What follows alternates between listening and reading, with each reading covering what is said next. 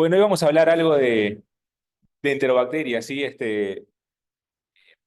Vamos a hablar sobre todo, bueno, la importancia de las enterobacterias y un poco en qué están basados los mecanismos de resistencia que generalmente presentan las enterobacterias o que pueden presentar, y en base a eso, qué tratamientos vamos a ir instalando, ¿sí?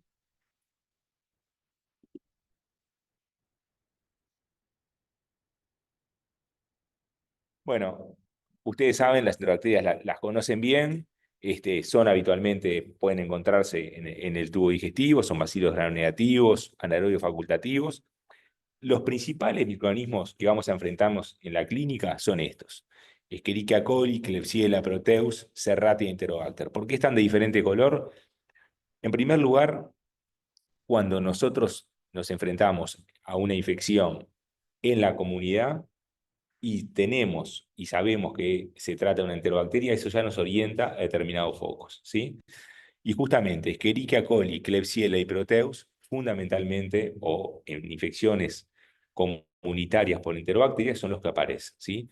Serratia y Enterobacter están mucho más ligados a infecciones por enterobacterias que aparecen una vez que el paciente está internado o asociado a los cuidados de salud, ¿sí? Por lo tanto, Escherichia, Klebsiella y Proteus son los principales que vamos a encontrar cuando el enfermo viene de la comunidad y son los pacientes que entran directamente al CTI.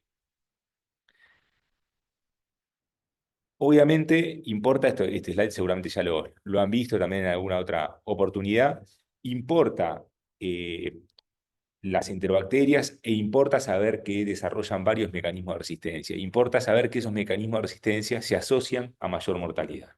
Cuando un microorganismo tiene resistencia, se asocia a más mortalidad. Y seguramente se asocia a más mortalidad por las dificultades que ofrecen el tratamiento y por las posibilidades de que nosotros, cuando iniciamos un tratamiento empírico, no estemos realizando la cobertura adecuada para ese microorganismo. Y eso está bien estudiado que, de acuerdo, los microorganismos muy resistentes son causantes de mortalidad, y cuanto más tiempo se retrasa el inicio de ese tratamiento adecuado, también se asocia a más mortalidad. Estos son estudios clásicos en los cuales se demuestra la importancia que tiene el inicio de la antibioticoterapia precoz, fundamentalmente en los pacientes que desarrollan shock séptico, y está bien estudiado que por cada hora de retraso se puede generar un incremento en torno del 6% de la mortalidad. El primer estudio es un estudio realizado en varios hospitales de Nueva York, donde lo que se hace es se implementa un protocolo de actuación, y donde dentro de todo el protocolo lo que se vio que realmente tiene más impacto es el retraso del inicio de la antibiótico-terapia. Y este segundo estudio que se muestra, en realidad analiza diferentes estudios en los cuales todos, en todos ellos, cuando hay retraso del inicio adecuado de antimicrobianos, se incrementa la mortalidad. Esto es un poco más de lo mismo, es el estudio clásico de Kumar, que demostraba justamente ese incremento de la mortalidad a medida que ya se instaló la hipotensión. Ahora, ¿cómo tenemos nosotros que pensar en un tratamiento? Para pensar en un tratamiento y para justamente no caer en ese retraso de la terapia adecuada, tenemos que pensar en el sitio de infección, en la severidad de la infección. Obviamente, si conocemos la bacteria causante o la familia, eso nos orienta mucho, y pensar en qué mecanismos de resistencia pueden estar involucrados. Como le decía, cuando el paciente viene a la comunidad, los sitios de infección de las enterobacterias van a ser el tracto digestivo y eventualmente el tracto genitourinario. Este, eh, la severidad de la infección importa sobre todo por la necesidad de urgencia terapéutica. Cuando sabemos cuál es la bacteria causante, también ahora vamos a ver qué importancia puede tener, ¿sí? Y ni que hablar los mecanismos de resistencia. Pero el mecanismo de resistencia muchas veces, incluso conociendo la bacteria, no lo sabemos. Obviamente que hay estudios, nuevos estudios que nos permiten rápidamente conocer los mecanismos de resistencia, pero si usamos los sistemas clásicos de identificación de microorganismos, los mecanismos de resistencia lo vamos a ver seguramente pasadas las 48 o 72 horas. Por lo tanto, debemos de pensar por qué un paciente puede enfrentarse o estar o presentar una infección por una bacteria con algún tipo de mecanismo de resistencia. Entonces, como le decía, y acá sí entra un poco más todo eso, obviamente el uso previo de antibióticos es uno de los fenómenos que se asocia, con los cuales tenemos que pensar en desarrollo de multiresistencia, la internación previa también, obviamente que importa, como dijimos, el microorganismo y el foco para la elección del antibiótico, y las comorbilidades también, porque muchas veces determinadas comorbilidades nos deben hacer pensar en la presencia o en la posibilidad de que aparezca algún tipo de microorganismo. Un ejemplo clásico, si ya no se trata de una enterobacteria, es la patología estructural respiratoria, la presencia de bronquiectasias en enfermos con enfermedad pulmonar obstructiva crónica, en los cuales debemos sospechar siempre la posibilidad de infección por pseudomonas, ¿sí? Y por lo tanto, debemos adecuar el tratamiento antibiótico empírico en función de eso. El problema de las enterobacterias y la resistencia a las bacterias es un problema mundial, es de los problemas que destaca la OMS, ¿sí? Y cuando establece las prioridades de los problemas que se enfrenta, dentro de las prioridades críticas aparecen Acinetobacter baumannii con resistencia a carbapenems, aparece Pseudomonas con resistencia a carbapenems y por supuesto que aparecen las enterobacterias con diferentes grados de resistencia, ya sea con resistencia a las cefalosporinas o a los carbapenems. Este slide en realidad lo que intenta mostrar, bueno, es dónde actúan algunos antibióticos y a su vez qué mecanismos de resistencia pueden tener. Entonces, como ustedes ven ahí, los betalactámicos, las penicilinas, o los betalactámicos con asociación de betalactamasas, cefalosporinas, carbapenems y aztreonam, actúan sobre todo a nivel de la pared, ¿sí?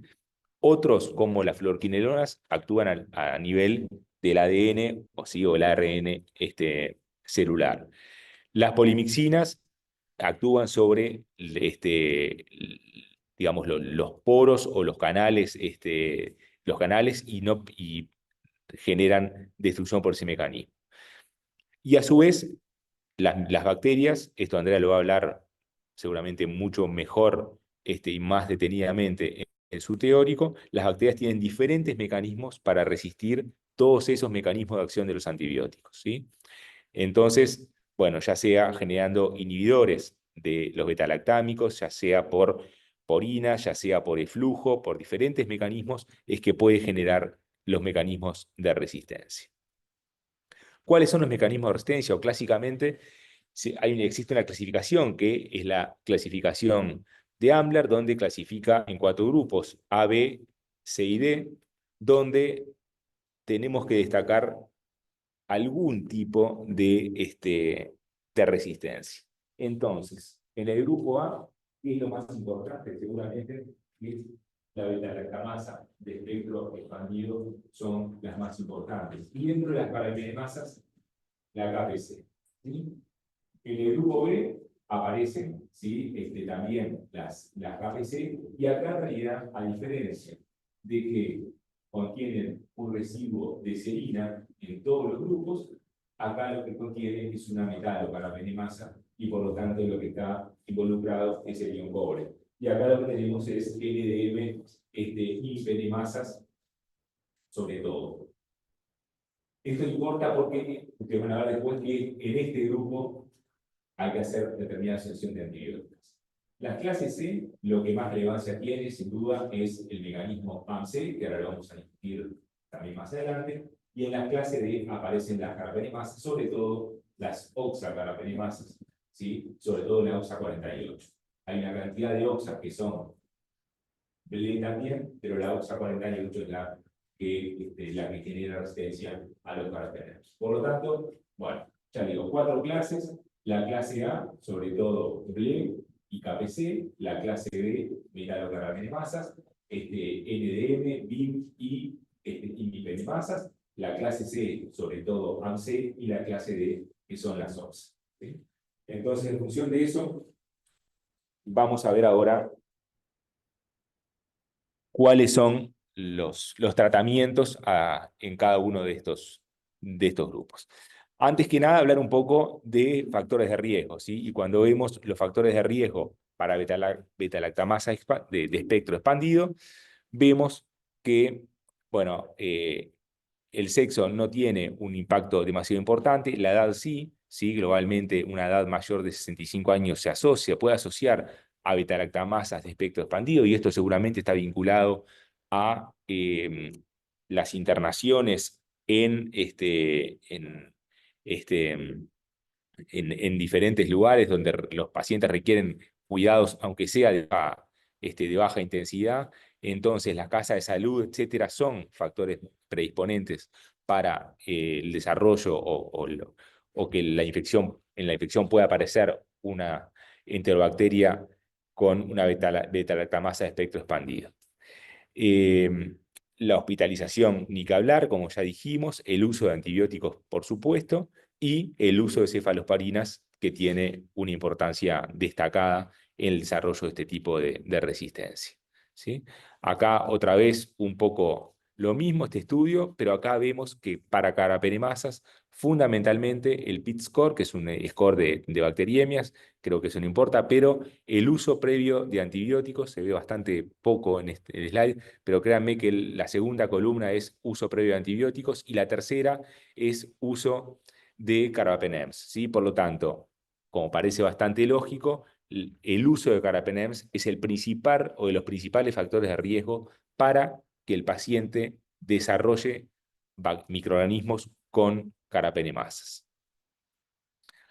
Los viajes también, esto ha sido extensamente estudiado y obviamente tenemos que tenerlo en cuenta, sobre todo porque ahora la movilidad es enorme y en pacientes que vienen de Asia vemos que es el principal factor de riesgo para que el paciente presente carapenemasas son los viajes desde Asia, seguidos por los viajes desde África del Norte.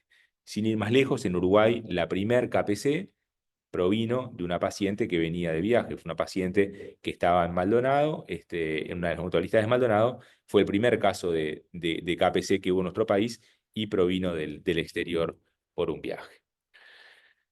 Vamos a hablar de los tres mecanismos o de tres grandes mecanismos, ¿sí? AMC, BLE y carapenemasas. Y en carapenemasas después vamos a ver, como dijimos, si son KPC, NDM u OXA y las diferencias en tratamiento que puede haber en ellas. Cuando hablamos de AMC, nos referimos sobre todo a un grupo de bacterias que ahora vamos a ver cuáles son las más importantes. Pero el mecanismo AMC puede presentarse, digamos, de tres formas.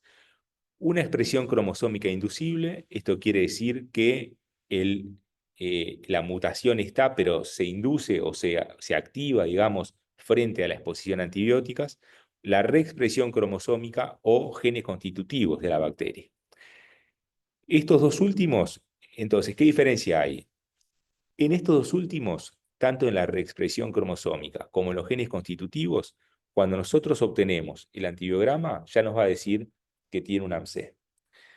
¿Qué pasa con la expresión cromosómica inducible? Ahí probablemente el antibiograma nos muestre sensibilidad a todos los antibióticos y bajo tratamiento se induce o se genera se expresa ese mecanismo de resistencia y por lo tanto se vuelven resistentes. ¿Las AMC a qué son resistentes? Bueno, habitualmente son resistentes a las cefalosporinas hasta cefalosporinas de tercera generación, o sea, no podemos utilizar cefalosporinas de primera, segunda o tercera generación porque son resistentes a las mismas. Sí podemos usar cefalosporinas de cuarta generación u otro tipo de antibióticos. Entonces, ¿qué les quiero decir con esto? Que seguramente cuando ustedes tengan un microorganismo con expresión cromosómica inducible de AMC, el antibiograma les va a decir que es sensible a ceftazidime, por ejemplo. Pero si ustedes utilizan ceftazidime en el tratamiento, va a inducir ese mecanismo de resistencia y va a aparecer la resistencia bajo tratamiento.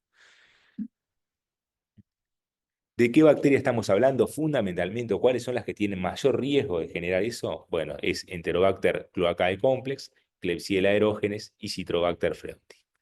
Entonces, cuando nos enfrentamos a estos microorganismos en una infección grave, no deberíamos optar por una cefalosporina de tercera generación, aunque el antibiograma nos informe sensibilidad.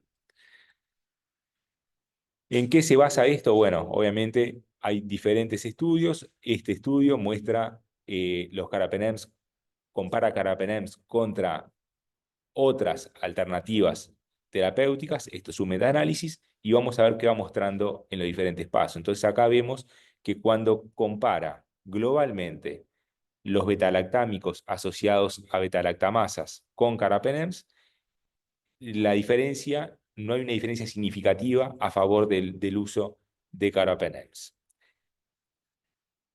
Un ejemplo de esto, por ejemplo, podría ser piperacillina tazobactam, ¿no? Dentro de las betalactamasas de los betalactámicos con betalactamasas asociadas. Cuando compara fluorquinolonas con carbapenems, obviamente la comparación es a favor de carbapenems. Y cuando compara cefepime con carbapenems, nuevamente no encuentra diferencias entre el uso de cefepime y el uso de carbapenems. ¿Sí? Este otro estudio, acá compara específicamente cefepime con carbapenems para infecciones urinarias complicadas, y esto ya nos habla de un determinado perfil de gravedad de los pacientes. De vuelta vemos que no hay diferencia en el tratamiento. ¿Qué les quiero decir con esto? Que nosotros podemos usar PARAM-C de elección cefepime para no, digamos, para ahorrar carbapenems, ¿sí? Y por lo tanto, para evitar la posibilidad de generación de carbapenemasas. Eso es cierto en determinados escenarios, porque cuando la SIM de cefepime se va por encima de 1 y sobre todo por encima de 2, ahí ya cambia un poco la situación y la cura, por lo menos la cura, los tratamientos, la falla terapéutica, puede ser mucho más frecuente en esos pacientes. Por lo tanto, en caso de AMC, cefepime es una muy buena elección, siempre y cuando la SIM para cefepime sea por debajo, por debajo o igual a 1 seguro. ¿Sí? ¿Qué pasa cuando en AMC se compararon piperacillina tazobactam con carbapenems? De vuelta a lo mismo, hubo digamos, hubo más falla de cura microbiológica en el uso de piperacillina. Y esto es un poco lo que les mostraba con cefepime en el estudio reciente de cefepime y carbapenems. Cuando la SIM de cefepime se incrementa, y en este caso lo marcan ya cuando pasa, yo les dije que cuando es 1 o menor de 1, el uso del cefepime es adecuado, y ya ven que la mortalidad se dispara mucho más, incluso por encima del 50% de los pacientes, cuando usamos cefepime en microorganismos AMC con niveles de SIM por encima de 2. Esto en parte se asocia o tiene cierta correlación con el desarrollo también de betalactamasas, ¿sí? Muchas veces, cuando el microorganismo tiene una SIM superior a 2, puede asociar betalactamasa a espectro expandido y por lo tanto cefepime no ser una buena opción terapéutica. Pero como concepto global, si la SIM es baja, debemos ir, o nosotros optamos el tratamiento con cefepime para ahorrar carbapenems, ¿sí? ¿Qué pasa con las BLE? ¿Sí? Las BLE son las betalactamasas de espectro expandido, que como vimos pertenecían al grupo A de Ambler. Y acá hay un estudio que es un estudio icónico, que fue un poco el que cambió el tratamiento.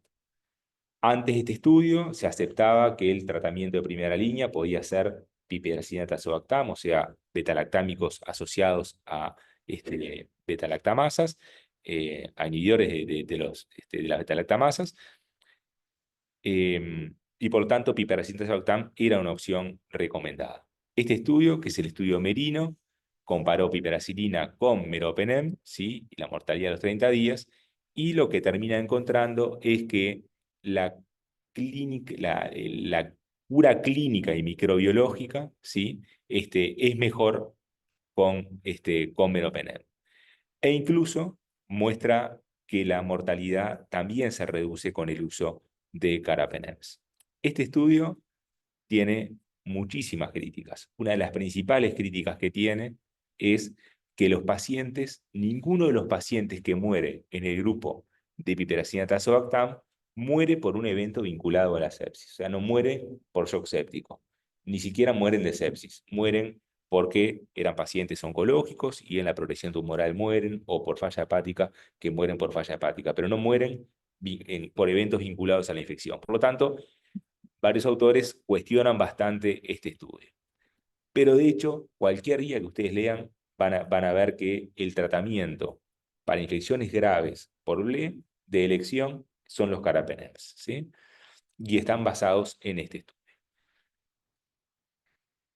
Este es el merino, este es un subestudio del merino, ¿sí? En el cual un post-hoc, luego de publicado el primer estudio, en lo que se intenta ver realmente qué pasa con piperacilina. Y acá lo que se analiza es, bueno, realmente, de acuerdo a la SIM de piperacilina, ver si tiene la misma respuesta que tenía el global de la población. Y lo que se ve es que cuando el microorganismo es sensible a pipertazo, esa diferencia de mortalidad que existía en el estudio merino original se reduce bastante.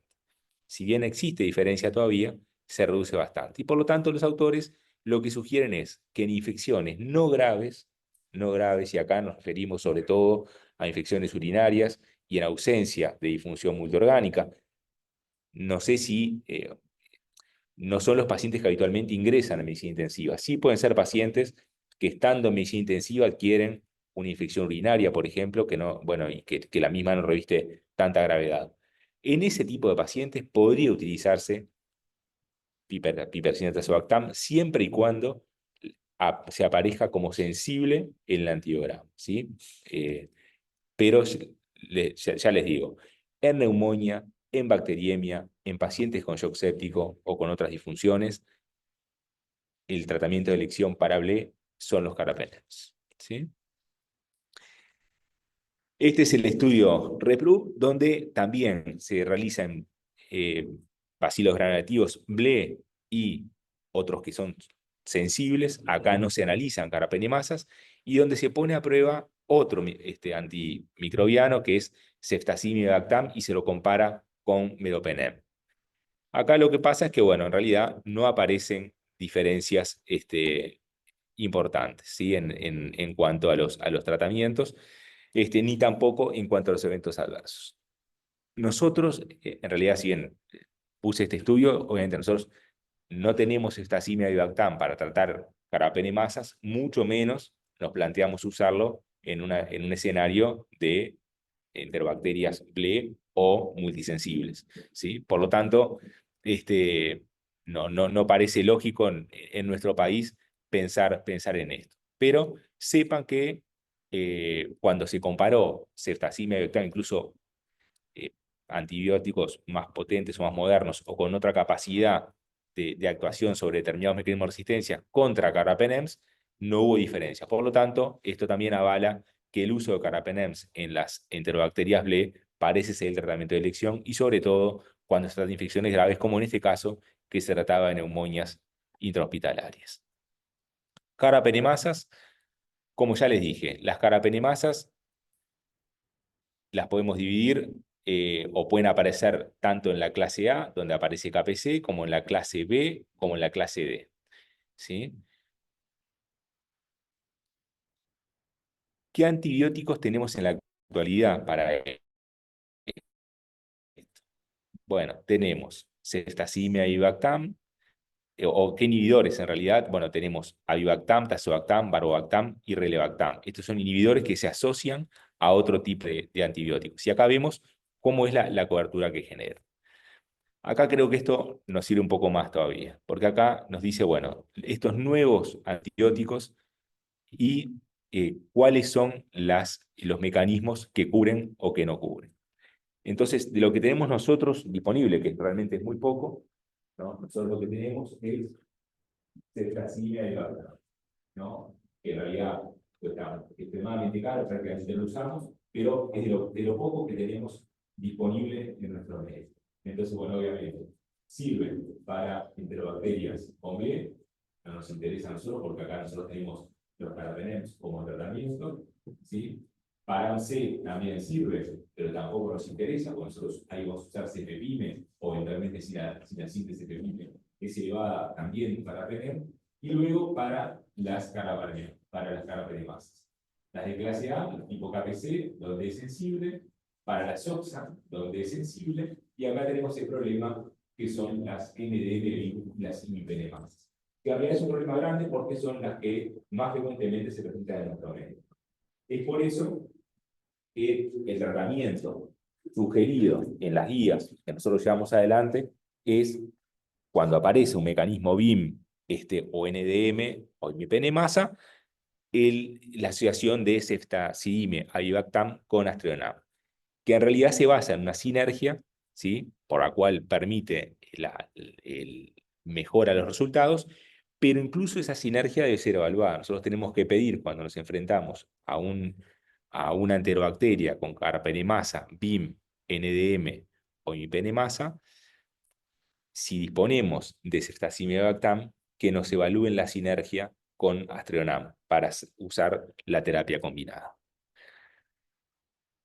Entonces, este es el estudio Credible, donde se compara otra droga que es muy interesante, que es el cefedricol, y en realidad es interesante porque si vamos a la previa y ustedes ven el cefedricol, está en la quinta columna, ¿no? Y sirve totalmente o parcialmente para todos los mecanismos de resistencia, ¿sí?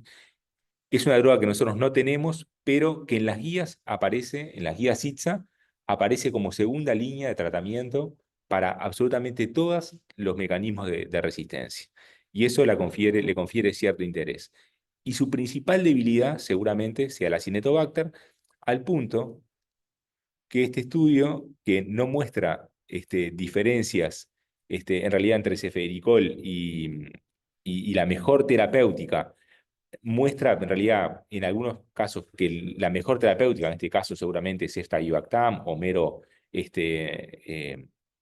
o meropenem asociado a alguna otra inhibidor de la beta-lactamasa, eh, muestra que cefedricol no es mejor. Pero cuando extraemos del análisis el Acinetobacter, ahí tiene se obtienen los mismos resultados con cefedricol que con cualquiera de las otras opciones terapéuticas que se evaluaron, ¿sí? Merobarbo, Ceftavi, etc. Por lo tanto, cefedricol parece ser una buena droga para todos los mecanismos de resistencia, siempre y cuando no esté involucrado Acinetobacter. ¿Cuál es nuestra realidad? Nuestra realidad, lamentablemente, no es ni cefedricol ni cefta-avibactam. Nuestra realidad está mucho más ligada a esto, que es el uso o la combinación de aminoglucósidos, colistin, fosfomicina y tigeciclina. Esto genera un enorme problema. Primero, porque, bueno, no se han obtenido los resultados de cura microbiológica y cura clínica que se han logrado obtener con los nuevos antibióticos. Y el gran problema que tienen, y por el cual incluso en algunos estudios que muestran una cura clínica y microbiológica similar, se han tenido que tener, que es la aparición de efectos adversos o efectos tóxicos que tienen todas estas drogas, fundamentalmente la aparición de injuria renal. Acá lo que se compara, bueno, ¿por qué, digamos, y por qué son mejor los nuevos compuestos a estos compuestos que tenemos nosotros? Y bueno, fundamentalmente esto se basa, hay varios estudios que lo muestran. Acá se compara imipenem, relevactam contra colistin e imipenem, ¿sí? Y lo que se ve es que la respuesta clínica a los 28 días es bastante inferior con colistin asociado a imipenem, la mortalidad es superior en este mismo grupo y los eventos adversos, fundamentalmente la injuria renal, es marcadamente superior también en el grupo de colistin asociado a imipenem, ¿sí? ¿Qué pasa cuando se lo compara al colistín contra ceftibactam? ¿Sí? También en enterobacterias resistentes con presencia de carapenemasas. Bueno, y acá lo que vemos es que eh, en este caso, este estudio lo que analizó fueron el 46% de los pacientes con bacteriemia y el 22% con neumonias, y la mortalidad del grupo con ceftazimia bivactam fue el 9% contra el 32% del grupo colistín, ¿sí? Lo cual, bueno, y se ve en la gráfica como la mortalidad hospitalaria, que es la parte negra, es mucho mayor en el grupo colistín, como los pacientes que se van vivos del hospital, pero no de alta a la casa, es bastante menor en el grupo colistín, y como también los pacientes descargados o dados de alta a la casa es bastante menor en el grupo colistín. Por lo tanto, obviamente, es lo que tenemos, es lo que usamos, tenemos que saber que los resultados son peores, y tenemos que saber también a la toxicidad o qué efectos adversos vamos a encontrar en los pacientes que son sometidos a tratamientos. Pero obviamente, esta es una de las razones por las cuales las guías no aparecen ni colistin, ni fosfomicina, ni tigecyclina como primer línea de elección en estos pacientes. Este estudio también lo que compara, en realidad son varios grupos, compara Cefta Avibactam contra otros tratamientos, en los cuales se asocia, por ejemplo, aminoglucósidos y carbapenems, en el grupo que dice 48%, carbapenems y colistin, en el grupo que dice 40%, y otros que incluyen aminoglucósidos, colistin solo, etcétera, con el 30. Ese porcentaje en realidad es el suceso clínico, que lo define en este caso a los 30 días por la resolución de síntomas y signos, ¿sí? La esterilización de hemocultivos en el caso que hubiera hemocultivos positivos, y la no infección recurrente. Y como vemos, eh, el suceso clínico es significativamente mejor con ceftazidime que con cualquiera de las otras combinaciones antibióticas o antibióticos solos en el caso de los otros, ¿sí? En cuanto a ese endpoint que se plantea.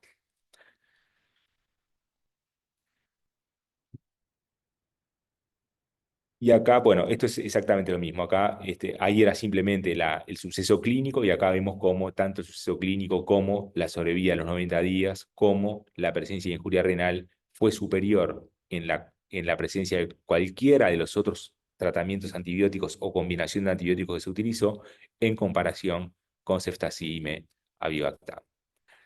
Esto es algo que nosotros en realidad en el servicio no recurrimos, está bien descrito, sabemos que hay una cantidad de autores que lo recomiendan, y muchos especialistas que lo recomiendan, que es asociar carbapenems en los pacientes que tienen carbapenemasa. Obviamente lo que se buscan son sinergias, y muchos asocian. Acá lo que se muestra es que este estudio muestra que cuando se asocia un carbapenems al tratamiento antibiótico en, en pacientes con carapenemasas, en bacteriemias por carapenemasa, la sobrevida tiene una mejora que es significativa, ¿sí?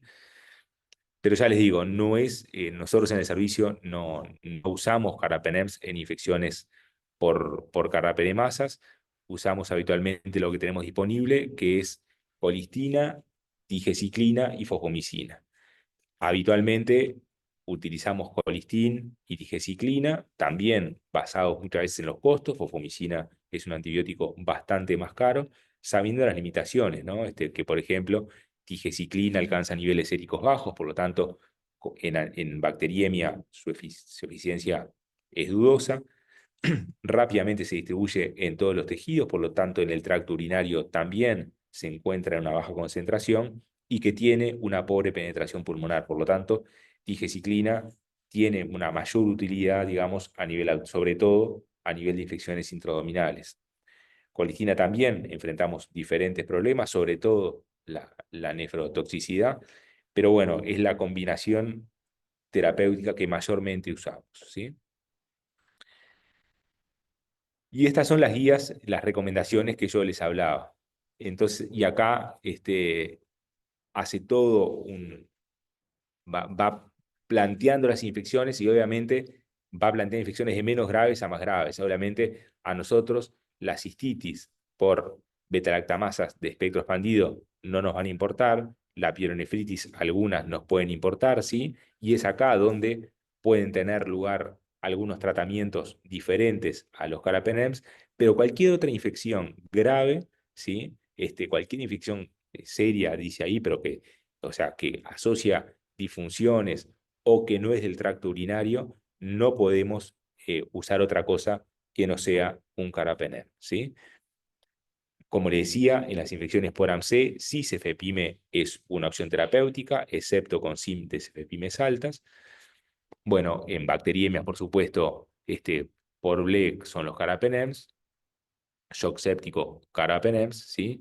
Y en infecciones de bajo riesgo, nuevamente ahí pone la posibilidad de utilizar piperacina tazobactam. ¿Qué pasa con las carbapenemasas? De vuelta, si vamos a infecciones graves, ¿no? El tratamiento pasa a ser ceftazimia avibactam o imipinem relebactam o cefericol, ¿sí? Y en el caso de NDM, BIM o imipenemasas asociados a Astrionam. Bueno, por lo tanto, lo que yo quería conversar hoy con ustedes era, era esto. Este, Obviamente son infecciones extremadamente frecuentes en la unidad, ustedes lo van a ver todo el tiempo, ya sea como motivo de ingreso o como complicación que adquiere el paciente en la evolución. Recordar los diferentes mecanismos de resistencia, los tres principales que fueron los que hablamos, las BLE, las AMC y las carapenemasas, las diferentes opciones de acuerdo al mecanismo. Entonces, globalmente recuerden, para AMC, cefepime, y si la CIM es mayor de 1, carapenems, para BLE, carapenems, y excepto que haya sensibilidad a la piperacina tazobactam en infecciones no graves, no podemos usar otra cosa más que un carbapenem, pero en infecciones no graves con sensibilidad a piperacillina tazobactam podríamos utilizar piperacillina tazobactam. Pero les repito, en infecciones no graves, o sea, sin disfunciones, que no sea neumonía, que no sea bacteriemia. Recordar que tenemos una cantidad de nuevos antibióticos disponibles. Si ustedes leen el tema, van a encontrar estudios que comparan absolutamente de todo y una cantidad de nuevas moléculas que se han ido generando, pero acá ni siquiera tenemos las moléculas que hace 15 años se están probando en el mundo. Entonces, de poco me parecía, de poco interés podía tener mostrar estudios que compararan moléculas que acá no, ni siquiera existen, ¿sí? Y recordar que lo que nosotros tenemos por ahora, y seguramente por un tiempo largo vamos a seguir teniendo como tratamiento para estos pacientes, son los viejos antibióticos. Y recordar que ellos son menos eficaces y sobre todo son mucho más tóxicos que los otros. Y bueno, sería eso. ¿Alguna pregunta? ¿Alguna duda?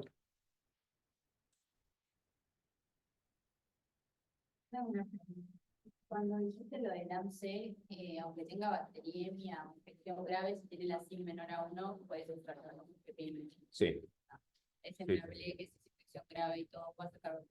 sí, sí, sí. Cefepime, en las BLE nosotros usamos Cefepime en todos los escenarios, más así que tenemos muy en cuenta la SIM, pero está bien descrito que con SIM mayores a 1, o sea, a partir de una SIM de 2, deberíamos recurrir ya a un carbapenem por la posibilidad de fracaso terapéutico que tiene.